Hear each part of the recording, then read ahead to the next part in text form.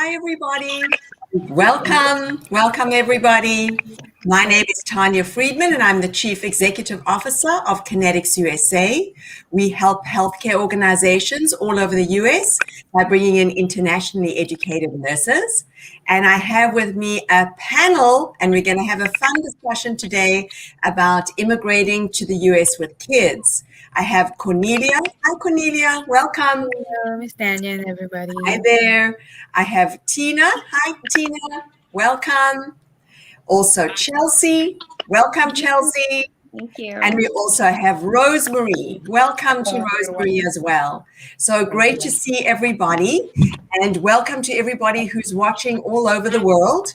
We do have a very exciting show for you today, and we want to welcome you to the Lafora Talk Show Expert Edition. This is season 2, episode 6, and the topic that we're going to be talking about today is immigrating to the US with children. We do have quite a few people on the panel, so I think if you're not speaking, please put yourself on mute because there seems to be a little bit of noise interference. Okay, there we go. All right, so welcome to everybody watching all over the world. Please put into the chat what your name is, where you're watching from. We'd love to see everybody all over the world commenting. If you have questions, please feel free to put them into the chat as well, and we will try and get through as many questions as possible.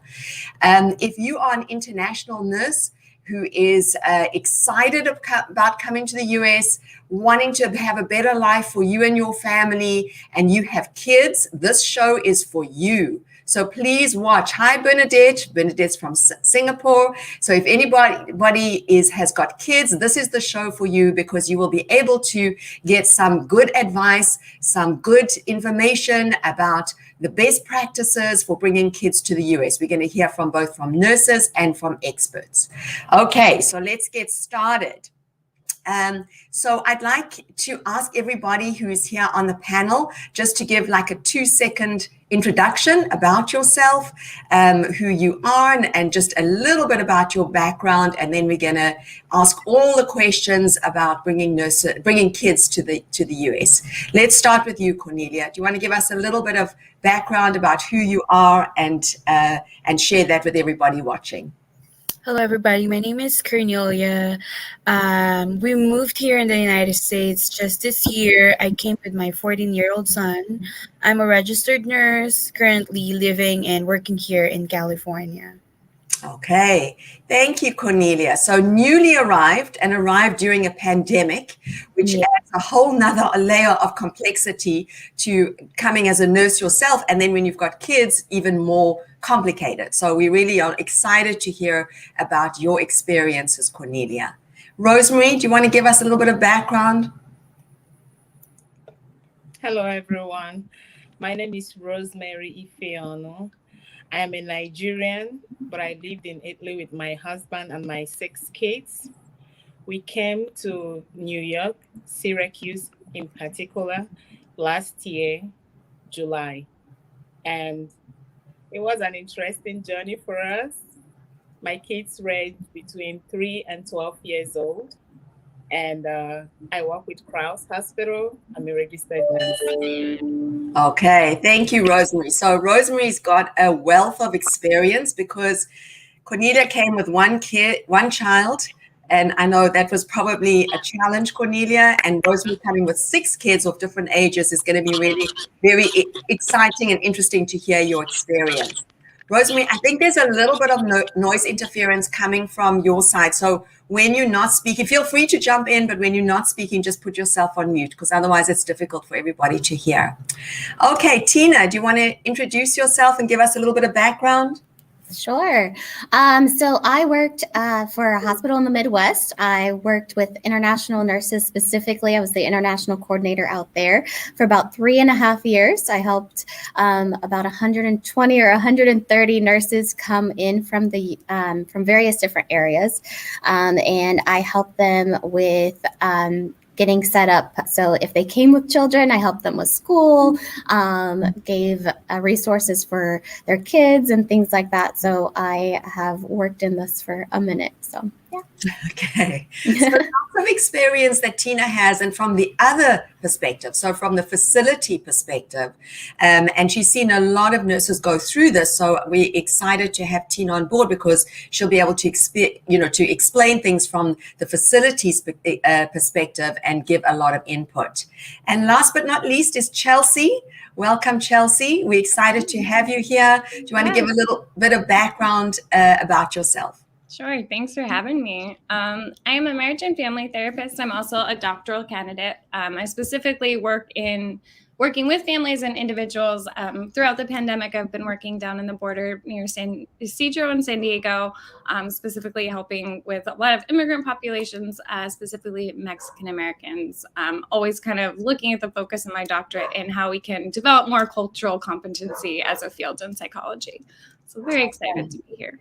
Very interesting perspective. So we're going to get started, and I see we have a lot of people putting comments in the chat. So we've got Bernadette from Singapore, Anne is from the Philippines, Edison from Kuwait, Eros from Saudi. Thank you for this topic. Our second month here in the US with my family. So welcome to the USA. Rowena from Saudi, Gia from Canada, Grace is being tagged, Belanle from the UK. So lots of people from all over the world watching with lots of different perspectives. But if you are coming as an immigrant to the US with kids, you're probably going to have similar experiences. And that's where the LaFora Talk Show is so valuable and so helpful. We are so grateful to the LaFora admin team, to Louise, Jean, Paul, and the rest of the admin team for giving us this opportunity to share within the LaFora group all it basically nurses helping nurses. And that's where, today's a really important topic. I was an immigrant myself. I came here 21 years ago from South Africa. And when I came, my kids were 8 and 4. So I can relate to this topic. It's very close to my heart. And I know that for any parent that is about to immigrate to the US or is thinking about immigrating to the US, if you are a parent, one of the most important reasons why you want to come here is for your children and to give them a better life and a better future, which is what I did for myself. Cornelia and Rosemary have done that for their kids. But there are a lot of challenges along the way. So let's get started. So maybe this question can be for Cornelia and Rosemary. When did you first, or how did you first approach your children about moving to the US? Cornelia, let's start with you. I told him like directly that I'm planning to transfer to the US and to live there permanently. In my case, it wasn't so hard for my son because he loves the US. He loves watching American movies, the Spider-Man and such. So he was really excited. I didn't have problem with him with the idea of living in another country. Most of the struggle that I had with him was like the fear of like leaving his friends behind in the Philippines and starting a new life here in the US.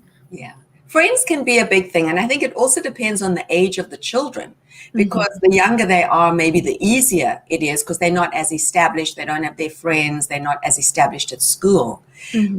Rosemary, how did you approach that with your children, and tell us about that initial conversation? Well, just like Cornelia said, my kids are like in two groups, the 3 big ones and the 3 small ones. So the small ones are between 2 and 6, and the big one was between 8 and 12. So initially, I told them that we were going to move, and I gave them a reason why we are moving, that I got this great job. I just want to do something new. And they were like, wow, that's good. And I told them where we were going, when we will possibly move. And, I gave them reasons, tried to tell them a little bit about Syracuse and what is happening there and what the environment looked like. So my kids love snow. So when I told them that Syracuse is like the home of snow, they were like, wow, we'll get to skate, we'll get to do a lot of things. So they were really happy. Okay. The 3 small ones, I didn't even have to make much explanation. I just told them we'll be moving because before we left officially, we went to the UK and we spent a lot of time. They fell in love with UK and they felt we are going to stay back. So when I told them, no, we are not staying here, we are going back to Italy and we'll be living to the US as soon as possible. So they were a little skeptical, the younger ones. But the older ones, we are like, what about our friends? How are we going to deal with them? This and that. Are we going to find new friends? Do we have family? Unfortunately, we don't have family here in the US. We don't have any close family. So it was a little bit of a situation for us, but I tried to tell them, well, yeah, it's always a challenge, including me. I'll be facing that challenge of missing my friends, missing those I'm used to. But I believe we can, still keep in touch through the internet, video calls and all that. And maybe over time we'll get to make new friends here as well. When you guys get into school, we get to meet people, we get to interact, and we still build new relationships. Okay. So that went well with them. Okay, good. So it happened. Sorry, go ahead. Then we had to move. Okay. So it sounds like both Cornelia and Rosemary had a positive experience, especially speaking to to older kids. Rosemary, obviously, it was a little different for younger kids because they can't really understand what's coming. But for some parents, it's not as easy a discussion and a conversation. For kids to leave their home country or the country that they're living in. Chelsea, what advice would you give to parents talking to their children about immigration and how to prepare them for that journey? Sure. I think that's a really important question and kind of comes up naturally. And the biggest difference often is going to be the age of the children, as Rosemary and Cornelia both mentioned. With younger children, going to be harder to explain, as you both mentioned, but being as direct as possible and explaining, Rosemary, I think you mentioned that, kind of explaining why we're doing this specifically to the older children. I think something that's really important too is honoring their feelings, no matter what. Children from different age ranges are going to be responding differently, and that's okay. And it's going to look very different from all of them, and allowing them to feel their feelings and not view it as behaviors, especially before moving as well as after moving, not looking at it like a problem behavior or reaction and looking at it as a reaction to something that is new and very different for them. Just statistically and developmentally, children under 14 are always going to have a little bit of an easier time. They do adjust to language and different customs more quickly than others. I think, Rosemary, you mentioned the aspect of friends and how am I going to lose my friends and things like that. Just honoring that and sharing if we're experiencing that as parents as well, that we're going through that too, and remaining very definitive and kind of explaining we are doing this and, trying to avoid any back and forth that creates doubts, kind of showing the confidence, but also being human and vulnerable as a parent and sharing that you kind of have the concerns too. And thank goodness for Skype and all these wonderful platforms that we have that hopefully folks have access to stay connected. Okay. So it sounds like being positive, but also honoring their feelings and talking about their feelings is really important. Tina, in your experience, what would you say are the common mistakes that parents make in not preparing their children for coming to the US? I would say just not having those conversations, like what it was mentioned. It's very important to have those conversations to prepare them for what's coming. But another big thing is just not preparing yourself for all of the different aspects, because childcare is very much different in the US from what I've learned. So from enrolling them into school, fortunately, those children over 4.5, 5 that can go straight into kindergarten, it's a little bit easier because you have free childcare at that point. But it's preparing for everything else, because oftentimes there are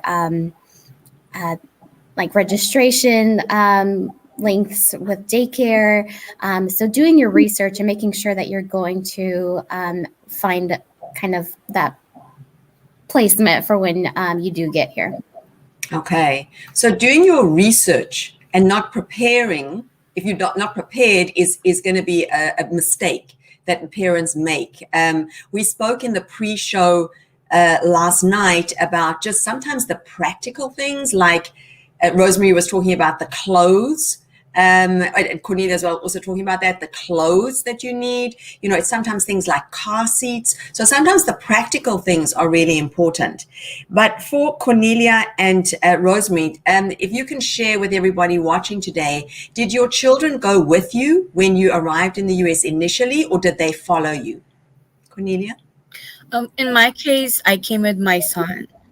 So it was a smooth process for us. We both went to the interview together at the embassy. So I didn't leave him behind. Okay, so he came with you, and there are pros and cons of either strategy. Because if your children come with you, it's easier because you have them with you, so they don't have that separation. But at the same time, you're going to be going through culture shock, and they're going to experiencing it firsthand as well. So there are pros and cons. Rosemary, tell us a little bit about your experience. Did your kids go with you, and what was that like?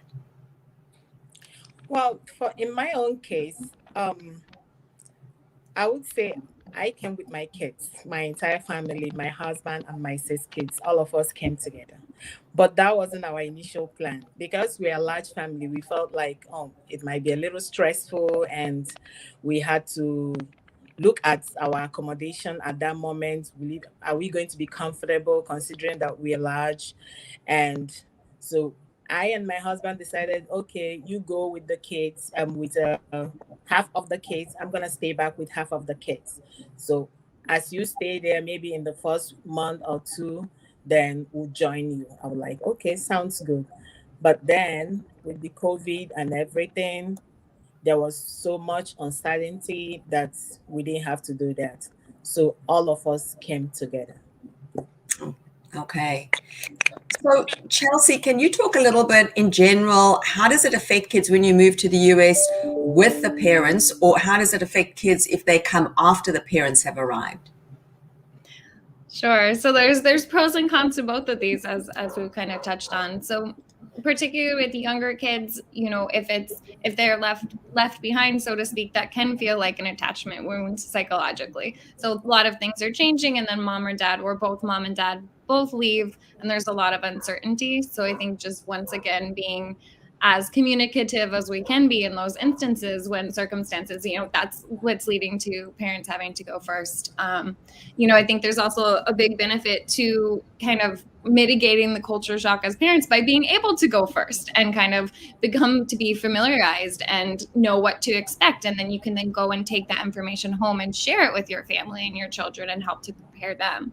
So I think despite whatever circumstances folks are in and whichever option, just kind of holding space once again for the children to feel what they can, reaching out for support, whether that's in your, where you're coming from or where you're going, if there is support groups, if there is forums like this, showing your children and your family that there's other people going through this. The rates of immigrants and people moving to this country have never been higher.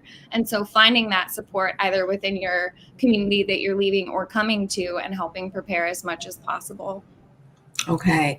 And we actually have a graphic that we're going to show just about the number of immigrants that are coming to the US, and then the number of non-citizen children. So if we look at that, 7% of the total US population are non-citizens. So these are people coming, for example, on green cards like we have in the Lafora Forum. And then we have 3% of non-citizen children. So even though it looks like a small amount, 3%, it's 3% of 75.3 million. And this was from 2019 statistics. So even though you might feel alone in that journey, there really is a lot of support. Tina, you spoke about doing your research. In preparing to leave, can you talk a little bit more about some of the ideas that you can share of how a parent can prepare and how they can do their research? Sure. So most, fortunately, I know Connetics has it, and the hospital I worked for, we had someone available to help with this process and to discuss and give resources for these big moves. But one thing is to get involved in these platforms, make connections with other nurses that are coming over, because the big piece is you're going to have to find childcare. You're going to want to start working immediately to get that money coming in. So if you're coming with a spouse, you might consider alternate shifts so that you can save on that daycare cost at first, and to make sure that somebody's there to pick them up and take them to school. If you're coming alone as a single parent, make connections with those that are around you that are in those platforms, especially if you don't have anybody here to begin with. I know that I've seen it in multiple cultures where you just develop that bond with everyone, and it just becomes they say it takes a village to raise a child, and that is something that I saw time and time again from people living in one apartment complex. Somebody took them in the morning, somebody else picked them up at night, and there was a schedule made. So reach out to your community, make those connections, because it'll make it so much easier for you once you come over.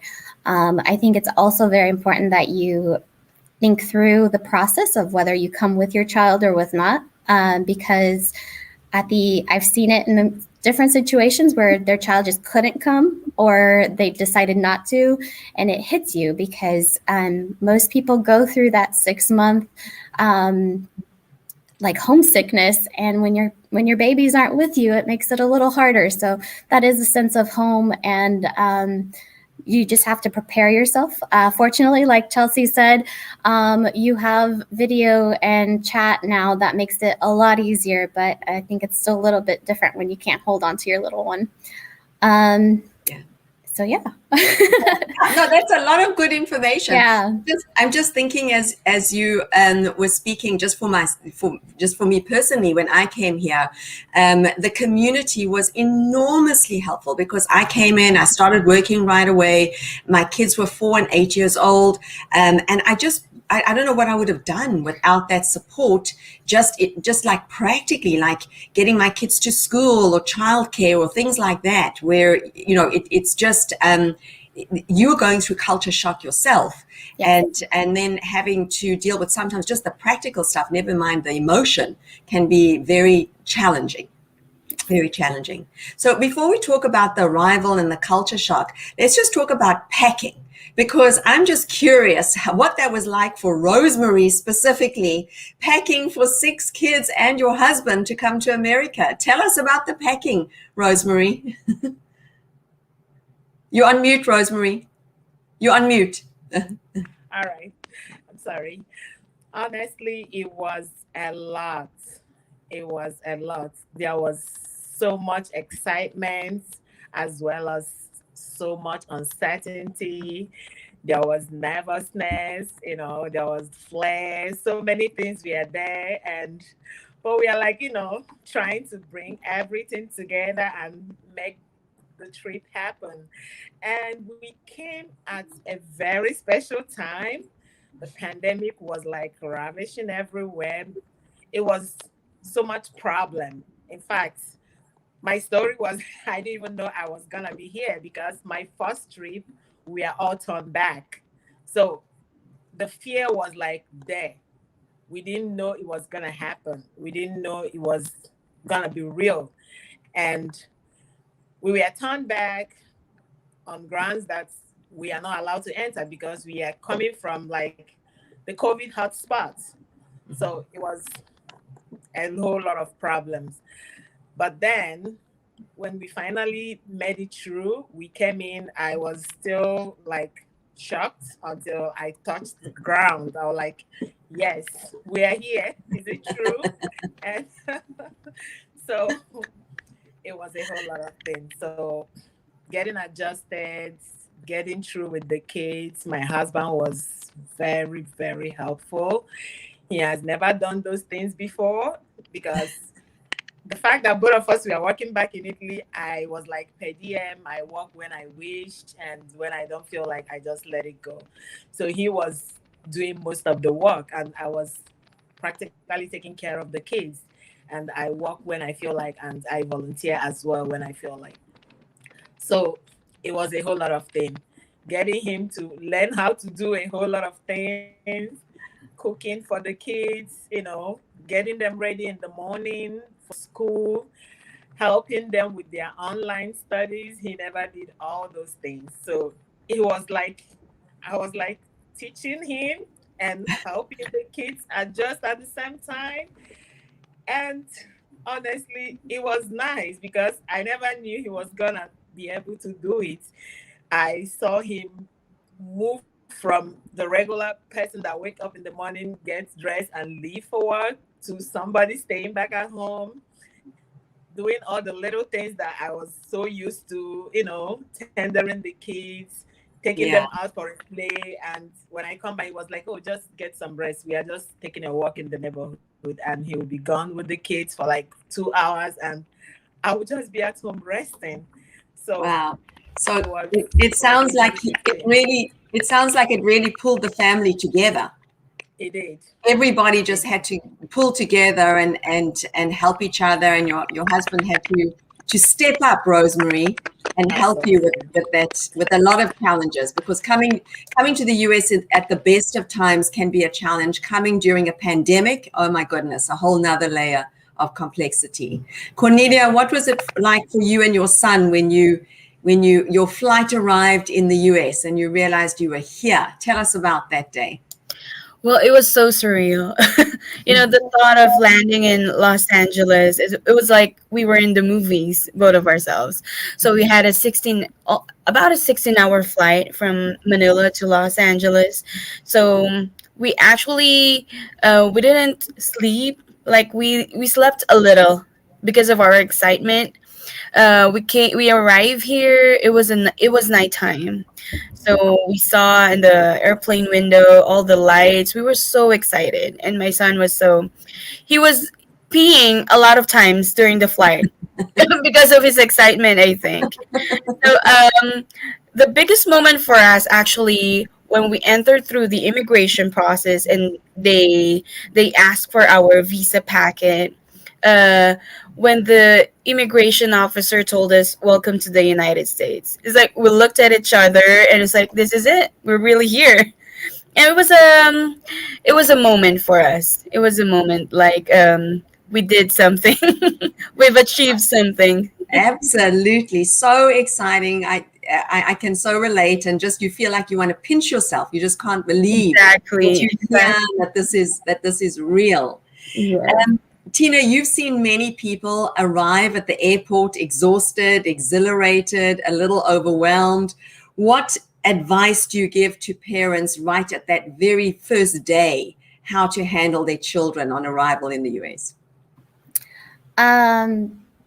Everyone has a different flight experience, and it's a long journey. I've seen some that had over 24-hour journey, and I can't imagine doing that with little ones in tow. But just don't worry about what other people are thinking in those moments. I had plenty that were worried about their little ones crying as we got them into car seats. That was the least of my worries. I know children can be children, and the thing is just give them a little bit of grace. They're not going to be behaved at that point because they're exhausted too. So just have some patience. Don't worry about the rest of it.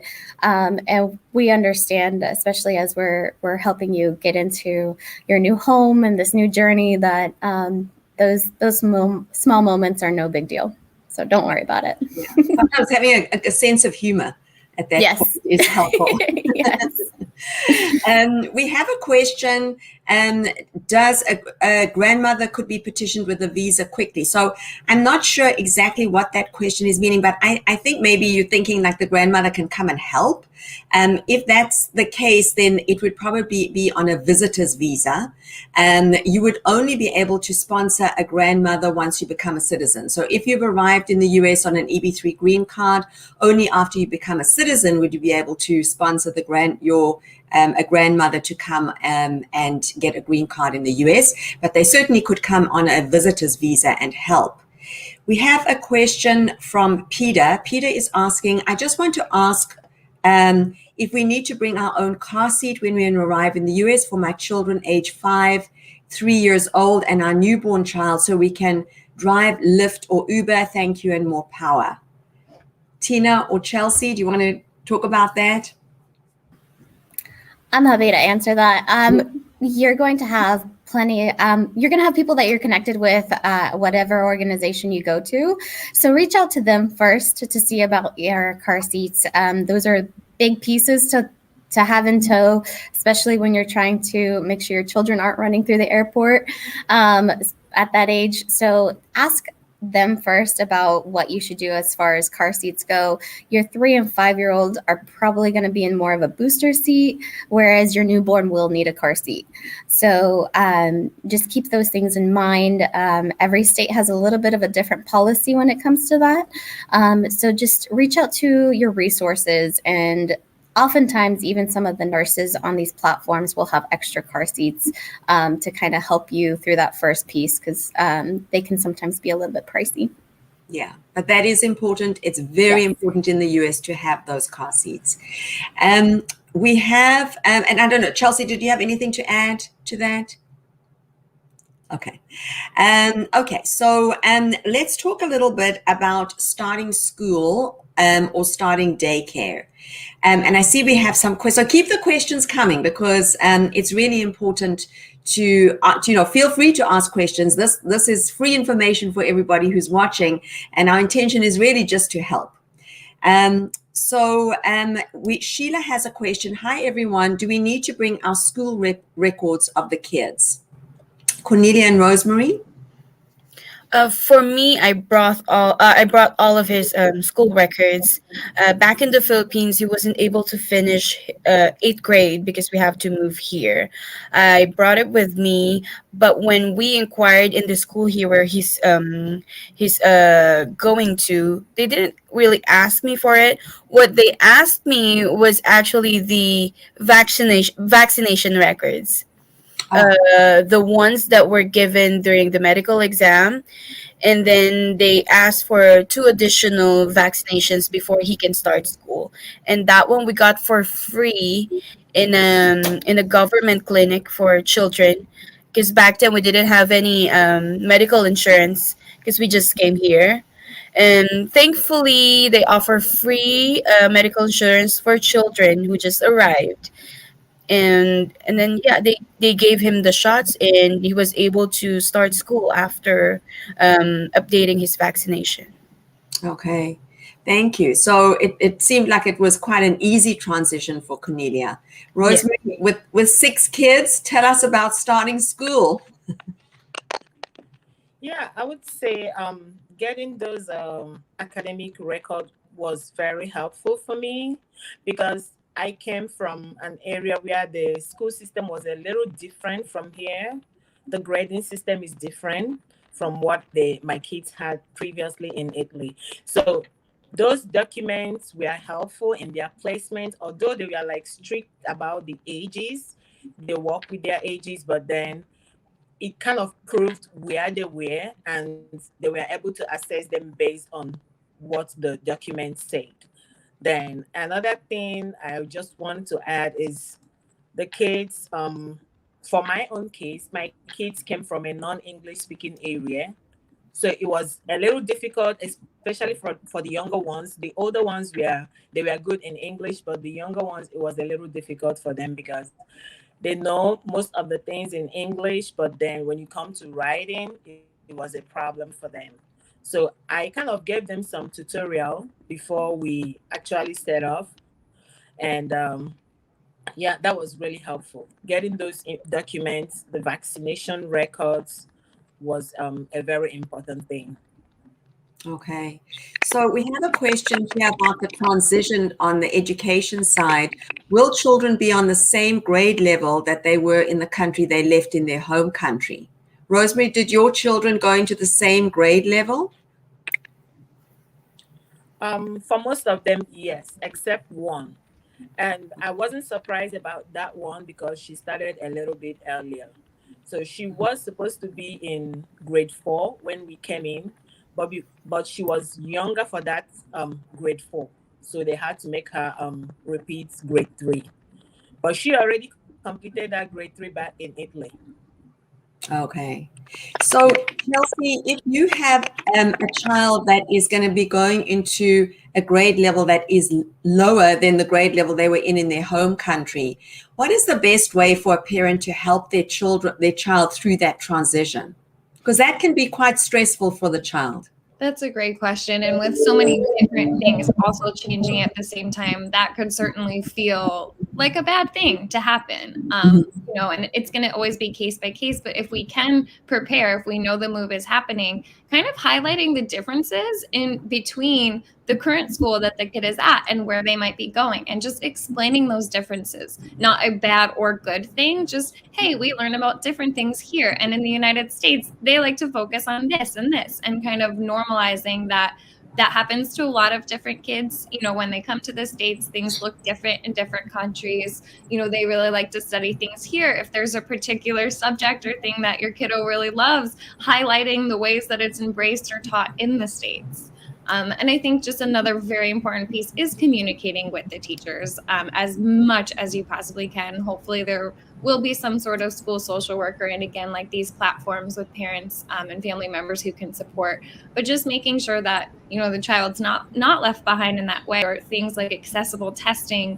Embassies and other places can help support and make sure that in the ideal world, every child would end up exactly where they're supposed to be in school systems. And unfortunately, that's not always going to be the case. So just preparing as much as we can, embracing for the children kind of the things they love and what they can learn more about when they're here. And then just really, as much as we can, be communicating with the school systems and the supports and the folks that are with our children a lot of the time during the day, who can observe behaviors and interactions with other children and kind of work with us.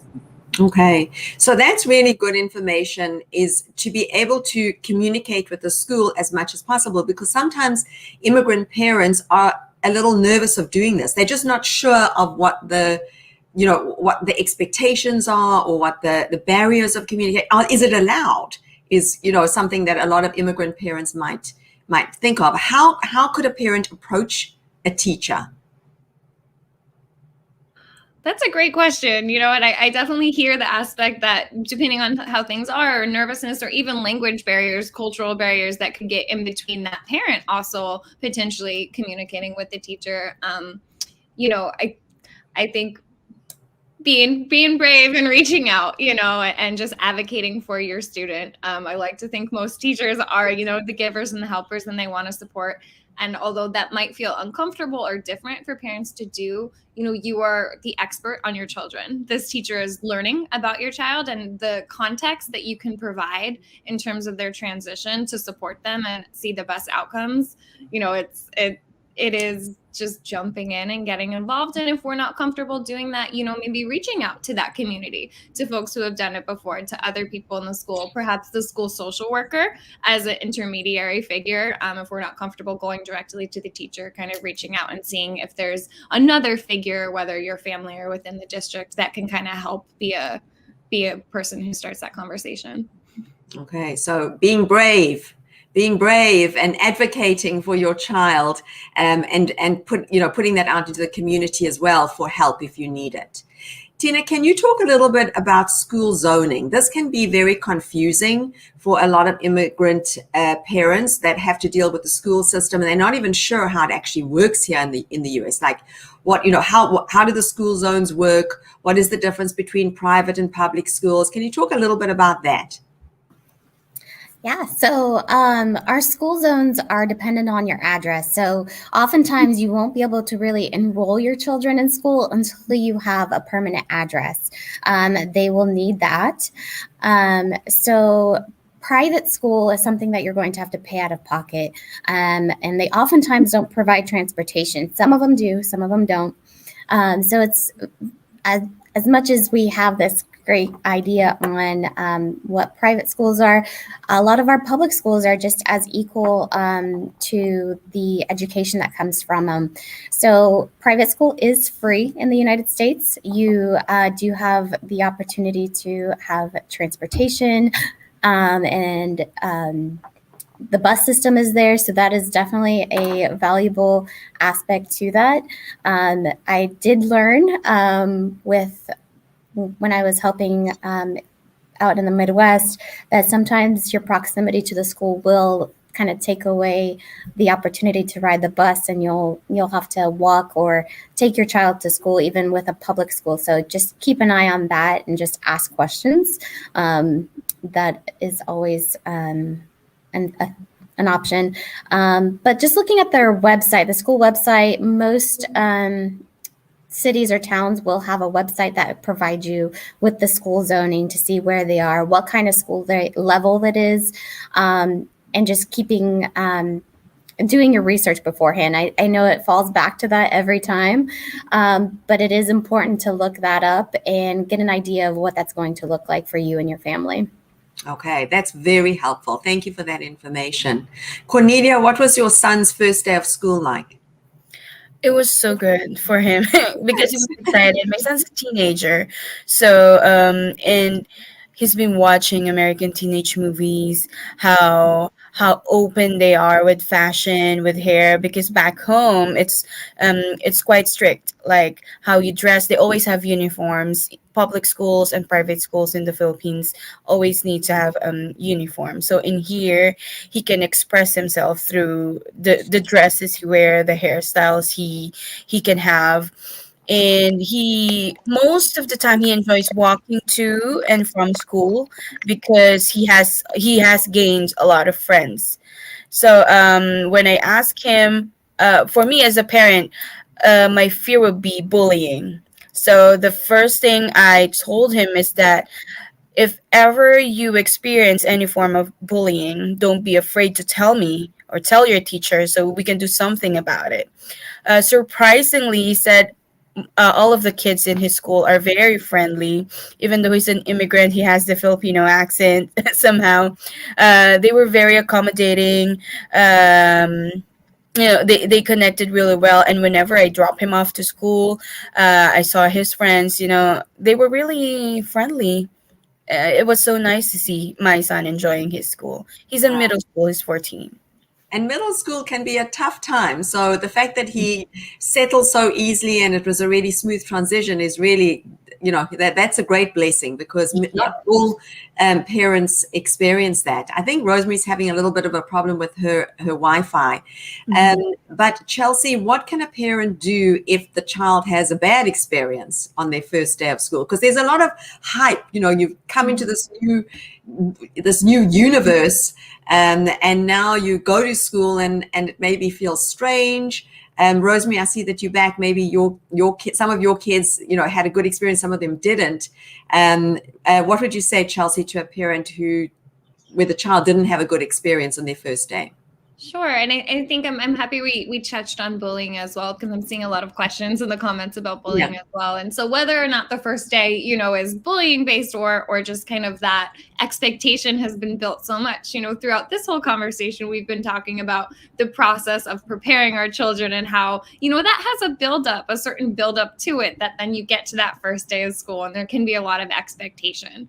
And depending on how that goes, the child could feel one way or another. I think that just, you'll always hear me saying normalizing things and holding space for feelings, but particularly on the first couple days, first couple weeks, having, if we can, based on work, of course, and logistics that are important to consider, being there and just being a safe space, having the support to process out what happened, so that if there was bullying, God forbid, or something else, they have a safe place to bring it up. Certainly virtual bullying with older children is going to be something to always be aware of. Kind of harder for our teachers and our partners kind of in caring for our children to see that. And so I think being really aware of that. We don't want to scare our children, but we also want to prepare them, and if there is, I guess I would say that culture shock is one of the questions is how do we avoid it? We can't avoid it. We don't want to avoid it. We want to avoid it becoming, acculturation stress. That's the difference between culture shock and the stress. And so preparing for things like bullying, not scaring our children, but just, again, creating that safe space, the sense of community, processing it out. If there's a specific custom maybe that you love from your country, a meal that you love after the first day of school, coming home and talking about what was different from your first day of school at your last school and here, and creating that sense of familiarity and just space to talk about it. maybe sharing about your first day at your new job as a parent, if you feel like that will help, showing that, hey, I'm doing this and we're doing this as a family, but it's natural to have some ebbs and flows. Yeah. And I think just having that good communication is just so important, because as an adult, you're going through culture shock, and we're going to be talking a little bit more about culture shock in a minute, but it really is, it's a real thing. I mean, it is a real thing, and different people go through it in different ways. And when you're going through it and then your child is going through it and they're having a bad day at school, it can be really a challenge. We have a lot of questions, and I'm just watching the clock as we're talking because we're running out of time. So I'm going to try and get through as many questions as possible. So we have a question. I'm a registered nurse here in Germany. I'm currently working in operating room, but I'm planning to move in the US in 2 years. So I would say, welcome. The US is very short of nurses. It is well documented. There was a nursing shortage before the pandemic, and there are many, many positions for nurses right now. So please go ahead, and if you have not already done so, take your NCLEX exam. There are many, many opportunities all over the US right now. Tilda is asking who takes care of accommodation before the nurse and her family are able to rent one. So Tilda, typically this will be in your offer letter, depending on the employer who is sponsoring you. And typically they will give some initial housing. And Marin is asking, can the social security number be applied for the applicant and the family together, or does the family have to wait for the nurse's social security and the green card to be approved and then apply for theirs? Cornelia, what was your experience on the social security? For us, we didn't have to go to the social security office. It came a month after we landed here in the US. It automatically came, the SS and the green card, by mail. Okay. And that depends, Marin, if you have applied for the Social Security at the DS-260 stage of your green card, or if you're going to be applying in the US. We have a question about the hours for school. So Rosemary, what are the usual hours in school for a 3 or 4-year-old? So for 3 and 4-year-olds, usually they are in the pre-K, and what my kids were doing was they do 7:20 to 2 p.m. So usually the bus picks them up by 7:20 and drops them off around 2 p.m. Okay. All right. So there you go. This is why we do this forum. Lots of questions that we are getting to answer for you. There's a question, how long should I work? Should I work in the US before I'm able to have a US citizenship? And you would have to be in the US as a green card holder for 5 years before you apply for citizenship. Adina is saying, thank you for the insight and information. You're welcome. We have so many questions, and the questions are coming. Let me try. If we are not able to get to all the questions, the panel have said that they will go into the forum and answer any questions that we were not able to get to. So I see that we have questions about bullying. So, and I know this is a worry for any parent, and Chelsea did touch on this topic. Rosemary, did any of your kids experience bullying at all? Well, when we came in here, before actually I left, I kind of did a little research about the schools, because I found out that there is something they called about the rating and all that about school. We didn't have anything like that back from where we were coming from. Schools were schools for us, everything was government run and all that. But then when I started looking into the US school system, I saw that there are areas where certain kind of behaviors are more common, things like bullying, misbehaviors and things like that. So that was it caught my eye, and I started researching. I started asking questions. I started connecting with most of the nurses in my group, because we have a kind of a WhatsApp page where we ask questions, try to know what's going on. Hey, what are you doing? I'm coming with kids. What do you say about school and things like that? So I kind of had a kind of an upfront head start from my folks and friends, and they're like, hey, you have kids, don't go to this area, don't go to that area, just start looking around this area, both for housing and everything. So that was a very good thing for me. So upfront, I started looking at those areas, started making connections to see if I could get people that can help me, secure something. So generally for my kids, they didn't have any of those because they started at a very good place. The only thing they told me is that people literally do not talk to each other. They're like, everybody go about their own business. And you even say hi, they don't respond. And I'm like, well, I think it's something new, and maybe people are just, trying to adjust, just like you guys are trying to adjust. And just like Miss Tanya said, it wasn't different for me at work as well, because I noticed that I would like come in the morning, I'll like say hi to people, and like everybody's just minding their business, and they were like doing whatever they were doing. And I was like, well, anyways, let's just get to work. So I was like, discussing that with my kids all the time, telling them what's going on with me, and they keep telling me what's going on with them. So on the bullying aspect, I never had any issues with that. They never told me about, kids misbehaving. Then coupled with the pandemic, there were less kids in the school as well. All of them weren't going to school at the same time. Most days, some are at home, other days, others were in school. So we didn't get to see any of those. Yeah. So thankfully you didn't see that.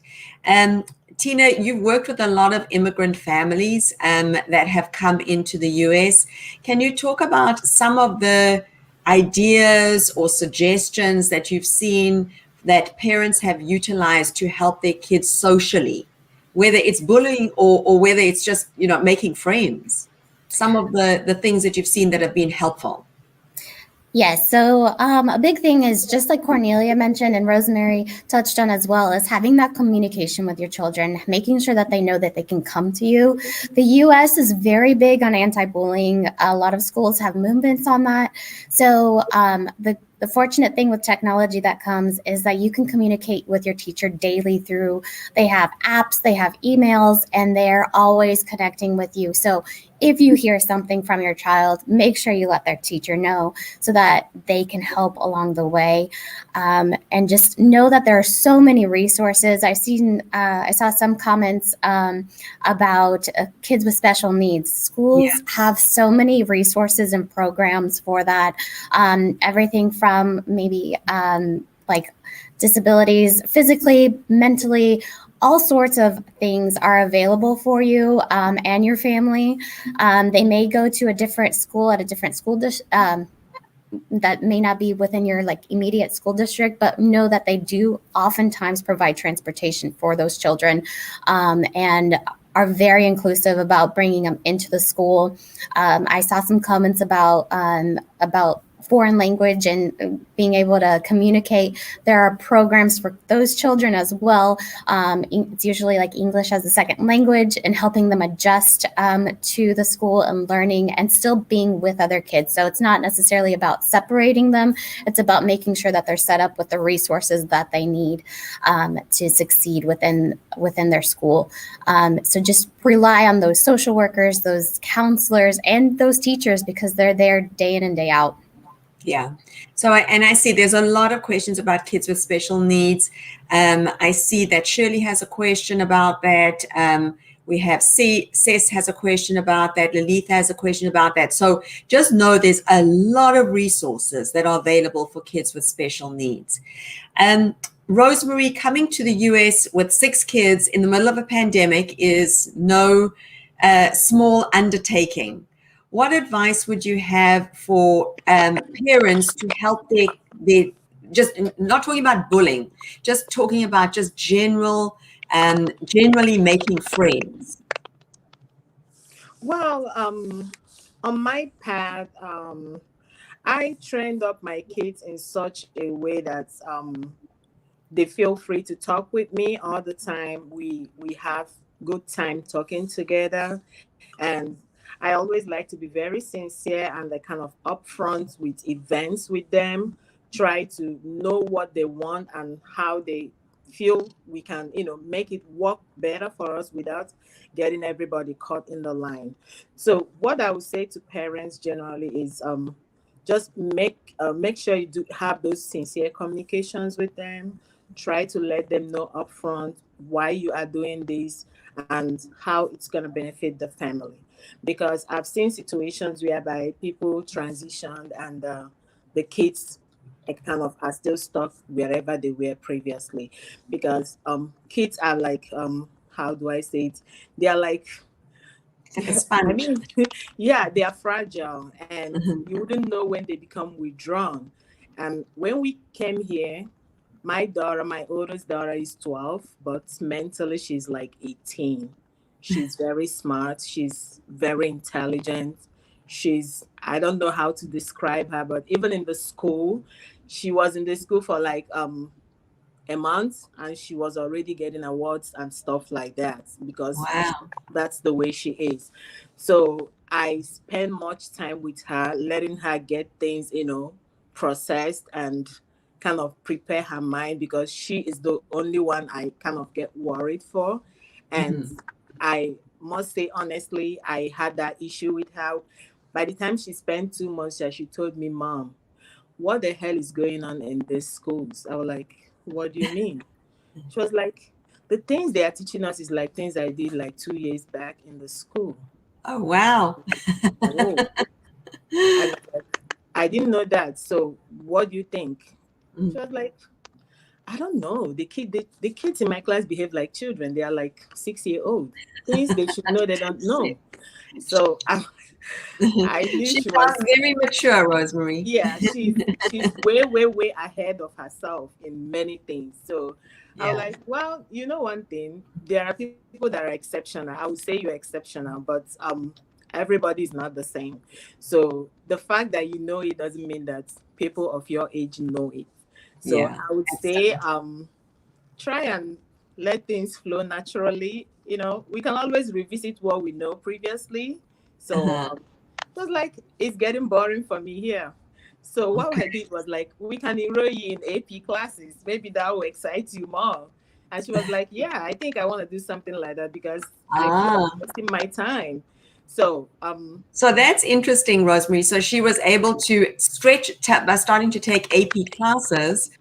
She was yes, able to stretch herself intellectually and she was. academically. She Oh, was. good, And good. yeah, Okay, because great. these are the things that most parents are struggling with. And Yeah. honestly, I must say the idea came from my landlord because I kind of had a little chat with him and I Uh-huh. told him, hey, look at what my daughter is going through. She was like, I don't think I want to stay here anymore. I want to go back because nothing is Okay. happening here. Back So in that Italy, Italians are like, yeah. they are like So bookworms. that They brings us. read a So lot. I'm So yeah.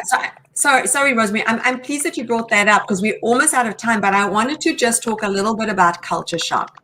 We're going to sure. be doing a show on culture shock, but I wanted to just talk about that because it's very common to want to go back in the first few months, to feel homesick, to be comparing it to what Rosemary was saying. Her daughter was talking about the school, and we've actually got a graphic just to talk a little bit about an overview of culture shock. And Chelsea, do you want to maybe just talk us through the emotions that culture shock is a well-documented phenomenon. So just talk us a little bit through these different emotions and what culture shock is all about. Yeah, absolutely. This is a great graphic too. And again, I sound like a broken record, but this is going to be very dependent also on the age of the child, or adolescent. Adolescents, older teenagers might be able to put into words more clearly how they're feeling versus looking at younger kiddos and their behaviors might be different instead. They can't put into words. They're in a completely new place and they can't put into words exactly what it is that they're feeling. I think observing our children in play can be very, very helpful, especially with younger kids, to see kind of where these emotions are coming out. You don't have to be a psychologist to watch a child in non-directive play and just see how they're interacting like with their stuffed animals in their environment and their things. And you can see the things like the helplessness or the anger, the confusion. So kind of looking out for those things. I think the stress, the fear, the confusion is I don't want to say it's normal because it doesn't feel normal. It's very uncomfortable, but it is, when we go through these transitions, as several of us have mentioned, adults are going to experience these things as well. So I think as parents and as loved ones in the lives of the children, sitting with these things with ourselves first is going to be very important, so that when we recognize it in our children, we're able to approach it and we don't get really overwhelmed. Having safe conversations about things, having that kind of tether. How do we build a bridge from our former culture maybe to this one that's very different? So that could look like even having, in the preparation phase to living here, having your child or your kid pack up their box and create kind of a same space in the new home, create kind of just those areas where there is familiarity that can create a little bit more comfort in terms of talking about culture shock, talking about what comes up.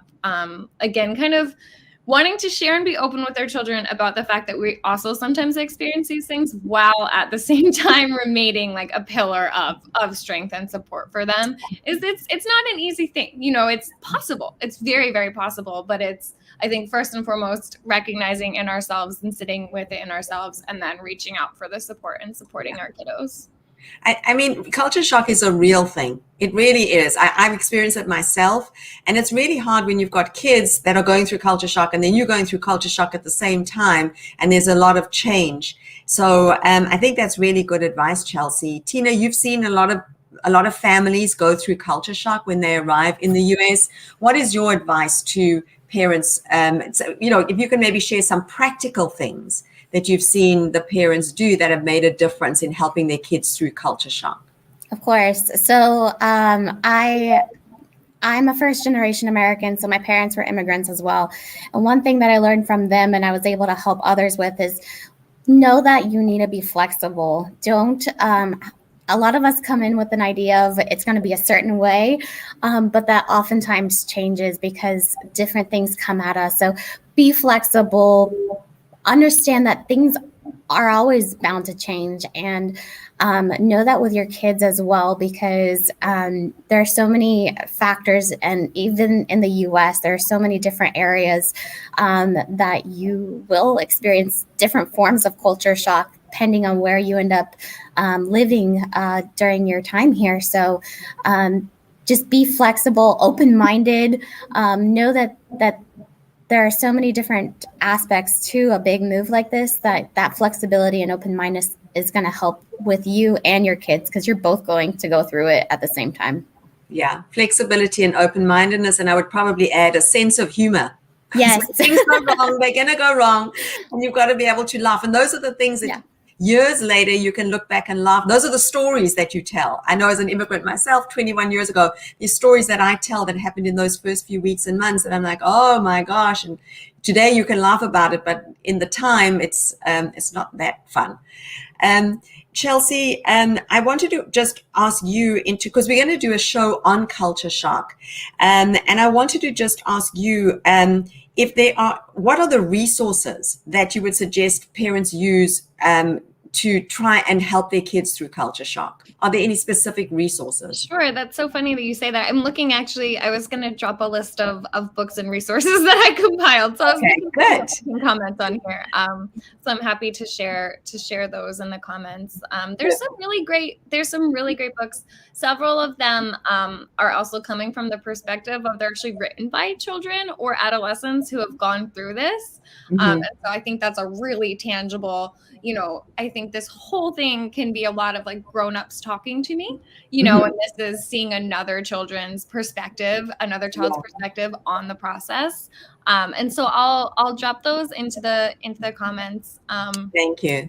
Yeah, that would be great. Remembering also my small caveat is remembering that many of these books might not, it's just important to remember the cultural lens. They may not carry over to different individuals' cultures in the same way. And so we want to kind of just be really mindful of that and honor that. Yeah, no, thank you for sharing that.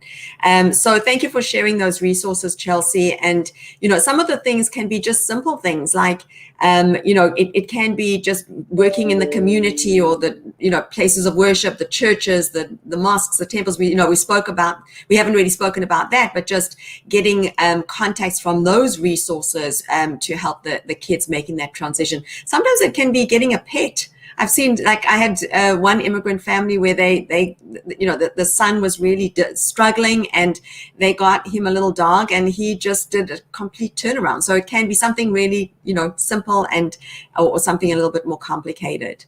So we are out of time.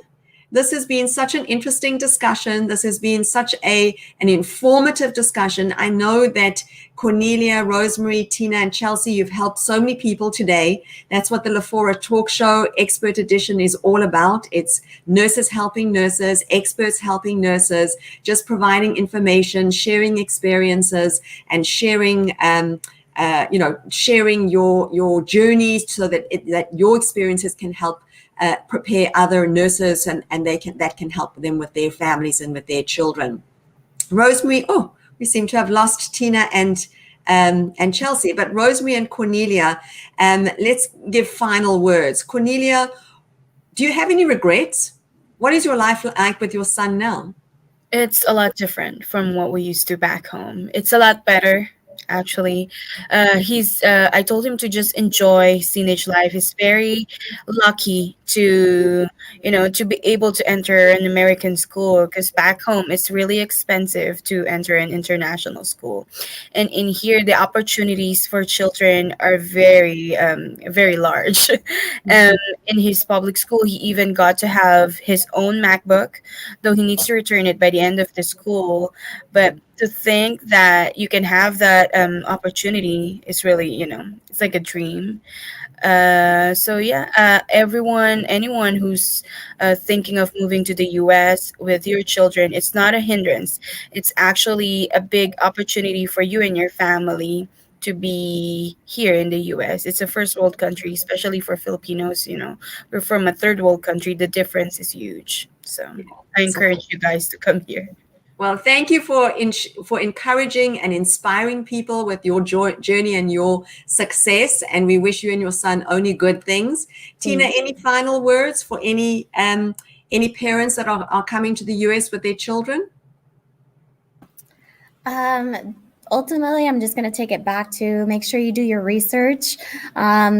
We touched a little bit on it yesterday. Look at what the weather is going to be. A lot of people forget about that. Yeah. So pack accordingly.